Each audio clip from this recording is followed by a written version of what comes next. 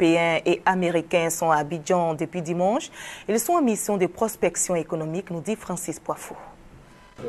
Des échanges B2B entre opérateurs économiques européens et africains à Abidjan.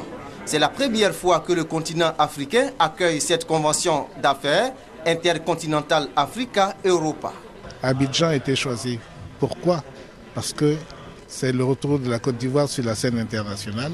Chacun veut faire affaire avec la Côte d'Ivoire. Les 3 précédentes éditions se sont déroulées en France. Pour l'exemple du premier Africa-Europa, 60% des entreprises qui étaient à l'Africa-Europa ont eu des relations d'affaires avec d'autres entreprises africaines. Et 25% ont traité des marchés. Ce qu'on espère, c'est qu'effectivement, en Côte d'Ivoire, il va y avoir entre ces entreprises européennes et ces entreprises ivoiriennes ou d'autres pays qui sont effectivement autour de la Côte d'Ivoire, qu'il y ait effectivement des relations d'affaires qui se fassent avec ces entreprises. 2 jours pour convaincre et explorer des opportunités d'affaires dans les pays africains.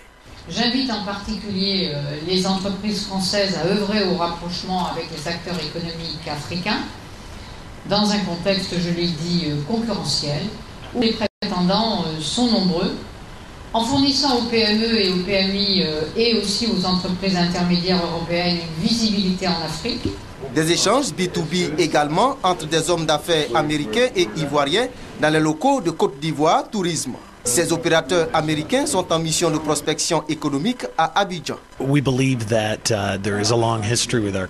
La situation est devenue plus transparente, la sécurité s'est améliorée et donc ça nous permet à nous, Américains, de pouvoir venir maintenant commencer à prospecter et voir ce qui peut être fait. Ces Américains interviennent dans les secteurs du tourisme, de l'hôtellerie, la gestion des ordures, l'énergie, les banques, le commerce, les infrastructures routières, la sécurité portuaire et aéroportuaire.